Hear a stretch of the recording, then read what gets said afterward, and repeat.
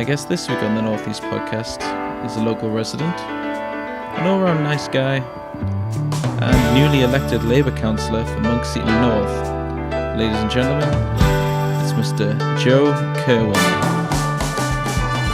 And here we are with Joe Kirwin, the Labour councillor for Monkseaton North. Joe, how are you doing today? I'm doing very well. And yourself? I'm fine, thank you very much. I'm trying to get used to this wintry weather, but we're up here on the highest floor of the Council East offices. Is that what they call it? Yeah, East Quadrant East. Quadrant East, here in the Cobalt, and it's fair to say it's quite a gloomy day. We're gonna. I was gonna get some outside shots, but I think it's by the by today. Yes, I didn't bring my brolly with me. Exactly. Yeah. Firstly, how long have you been Monkseaton North Councillor for? So I was only elected this May, so May of 2018. And how hard's that been? A lot harder than I expected. Right. First off, Labour was never expected to win the seat, Okay. so us winning was a bit of a surprise to begin with. And it's just been constant work since then, and I absolutely love it. But I think I was a little bit shocked about how much work there really is. And so give us a layman's term of what you do as Monkseaton North. So is there a Monkseaton South, Monkseaton West? There is a Monkseaton South. There's not a West Monkseaton West. Mm-hmm. West Monkseaton, even though you have your metro station. Mm-hmm. Yeah, so as Monkseaton North Councillor, it's my job to represent the residents of Monkseaton North and their views to the council as a whole.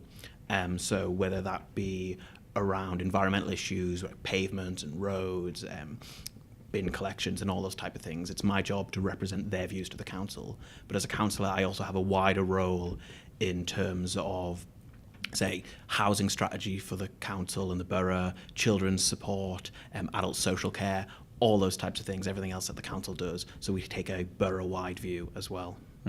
So it's on top of, say, for example, Monkseaton North. Where is that jurisdiction? So Monkseaton North. So it's Watt Slope next to the Dome in Whitley Bay, and it basically goes all the way up to Ursden Road. Take a right, and then you go all the way along, and then take a right all the way down to Monkseaton Drive, all the way down to the Rendezvous Cafe. So it's like a rectangle right in the middle of there. So it includes Whitley High, Valley Gardens School, a lot of the new redevelopment down the Prom, things like the Panama Swimming Club. That's all within Monkseaton North area. So you're assuming a younger councillor compared to most of the people, I would assume. Is that the case? Yes, I am younger compared to the majority of councillors. Is that do you face a challenge in that way? I was expecting one, but I would say the councillors, the older councillors, more experienced, have been incredibly supportive. A lot of the councillors are retired, so they can do a lot more time, dedicate a lot more time to it. While other younger councillors like myself, we still work full time because we need to pay the rent somehow. So they've been incredibly supportive, and also just finding my feet and learning, if you want to get something done, which door do you need to knock on to get it sorted. Right. Yeah. So I guess from May until now, it's kind of, were you thrown at the deep end, would you say, or did you walk in from the shallow end? From the deep end. The day I was elected, I started getting emails from residents about issues and concerns, and one of the very first ones was around school admissions, because it was going into the school admissions time, and there was a lot of parents that weren't getting their children into the schools they wanted, even though it was where their brothers and sisters were.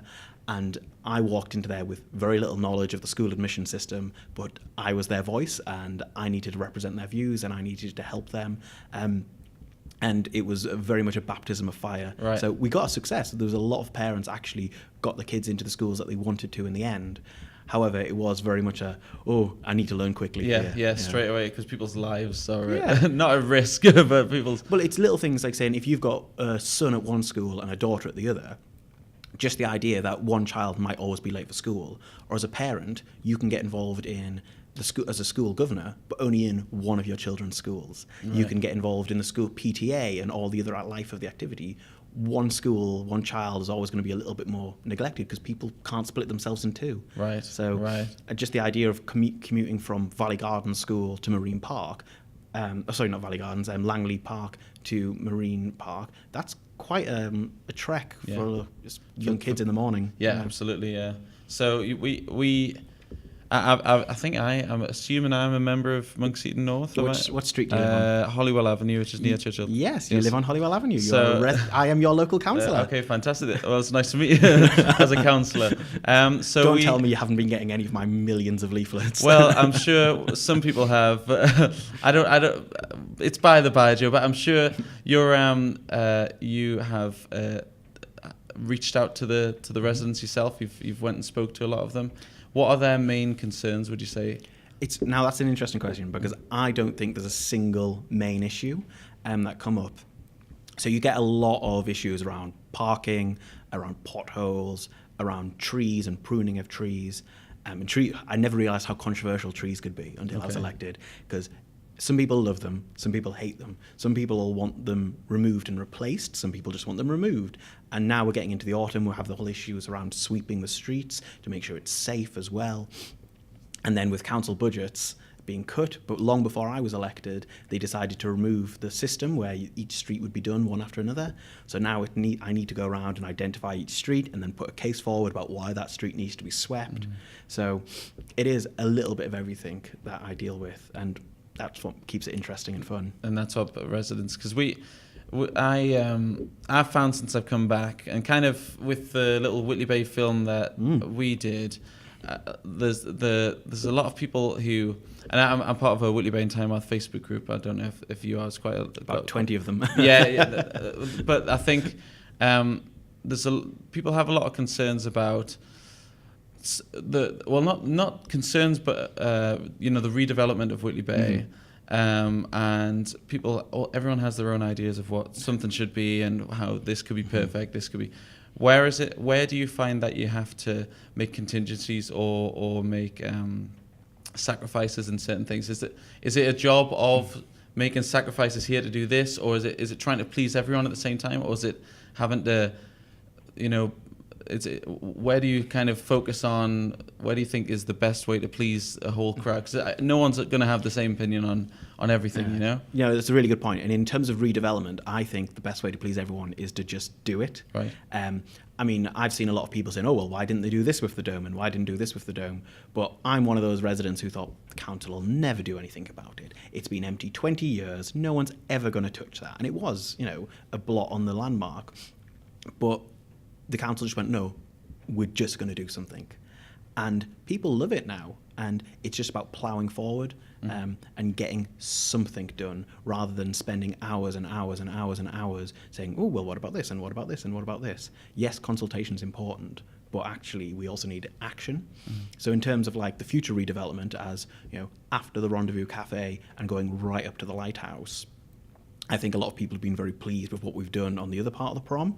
I'd be very happy just to replicate that and continue that type of work. There are others who want to see something slightly different, but at the end of the day, I just want to see that money spent in the town. I want to see that redevelopment, and I want to see Whitley Bay and Monkseaton become a destination for people to come to again. Yeah.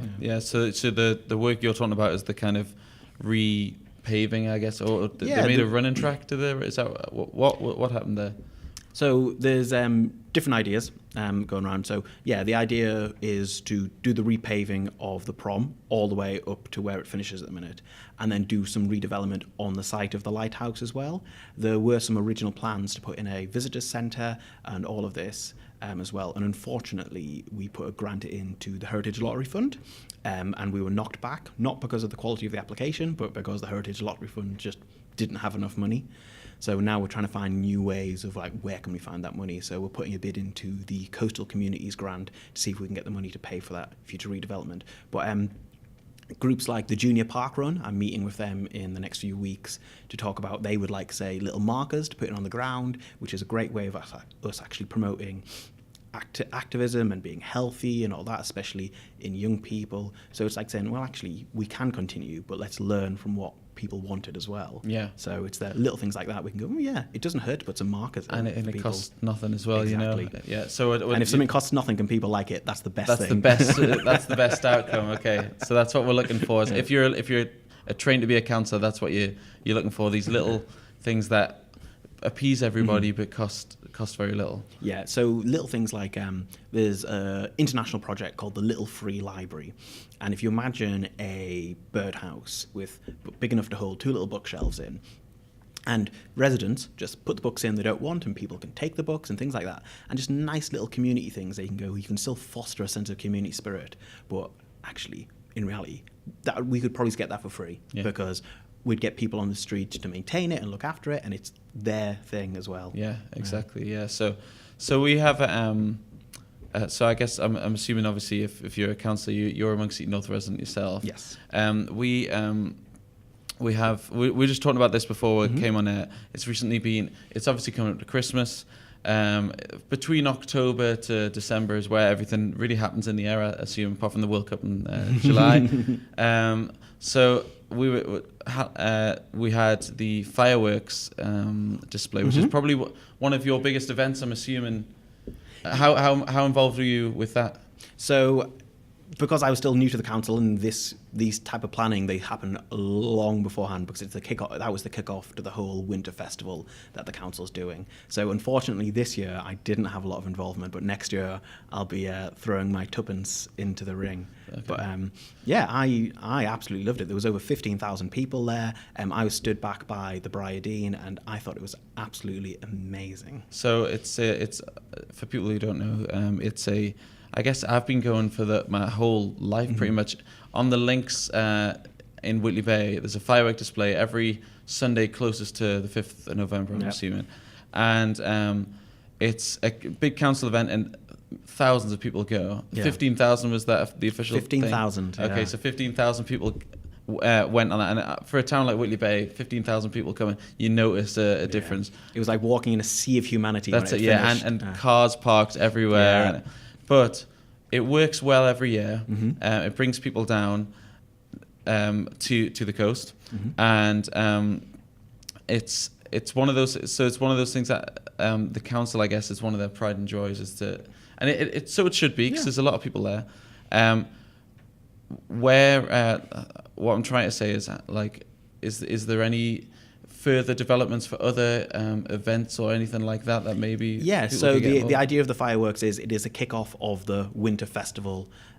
So there's going to be stuff happening all over the borough as well. So the Victorian markets in North Shields, Santa's Grotto in various of the shopping centres. There's absolutely loads going on. And again, it's about making Whitley Bay, and not just Whitley Bay, but Tynemouth and Cullercoats and Wallsend and Killingworth and Forest Hall, making them destinations for people to go to and visit. So there's absolutely loads going on. I wish I could list it all, but yeah.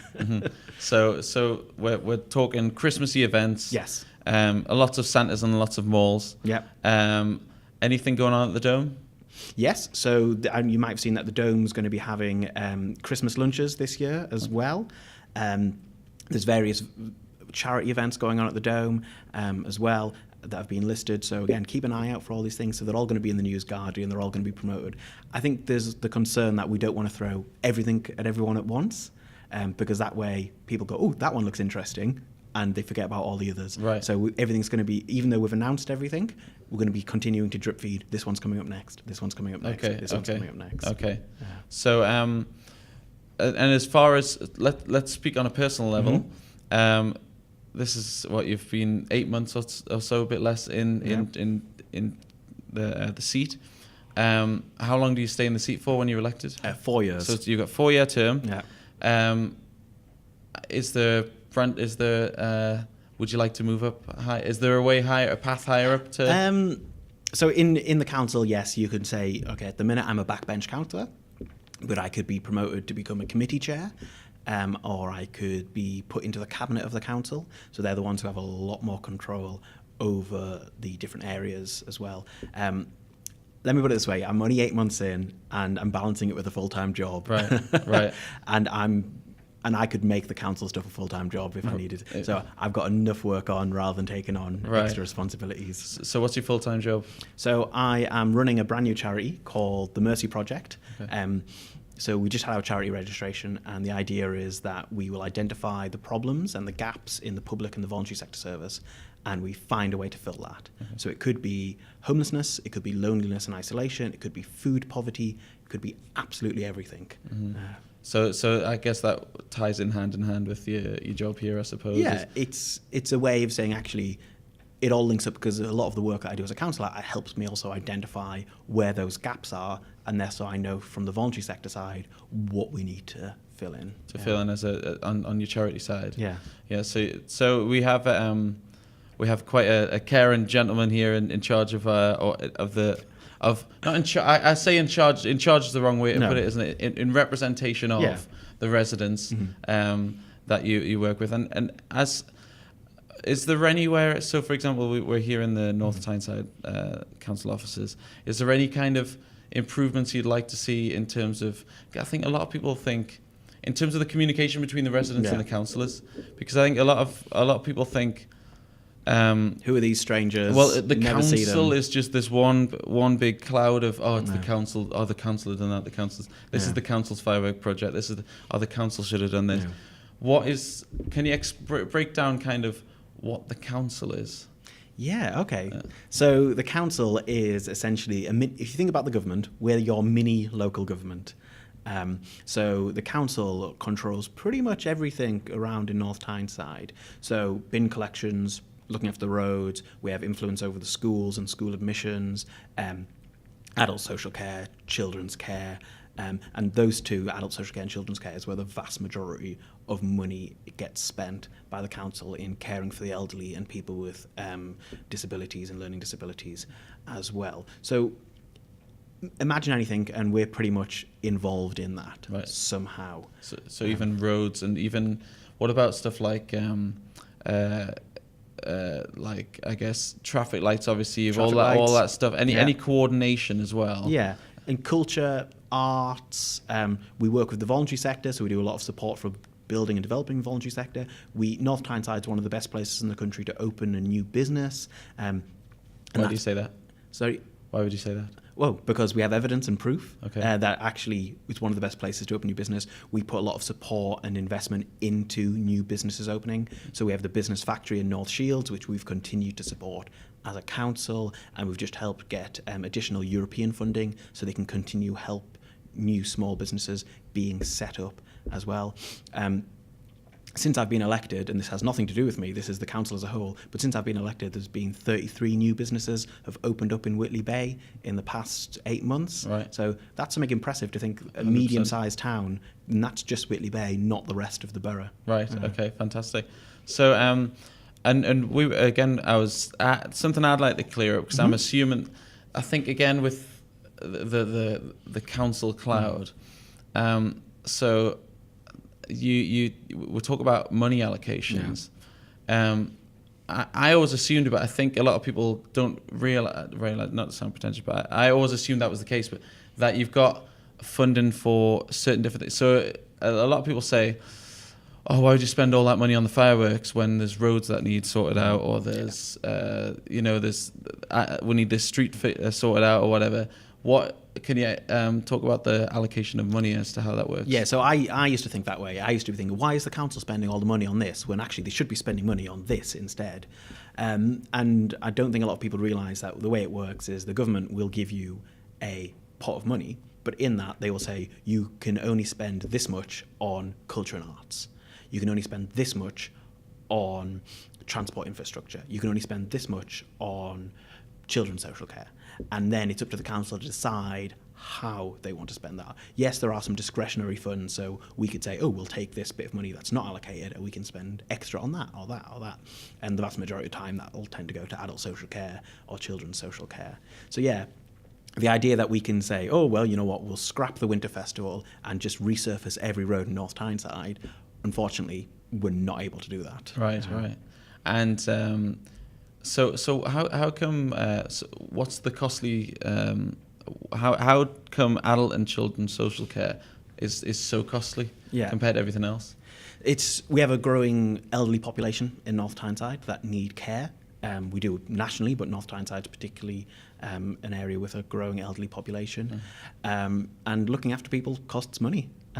So whether that be commissioning care companies in care homes, supporting people to live in their own homes, because as soon as people come out of the hospital, they're no longer the NHS's priority or responsibility, I should say.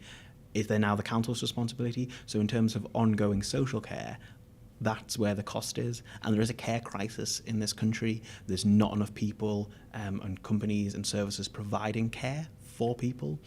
And you couple that with working care is low paid.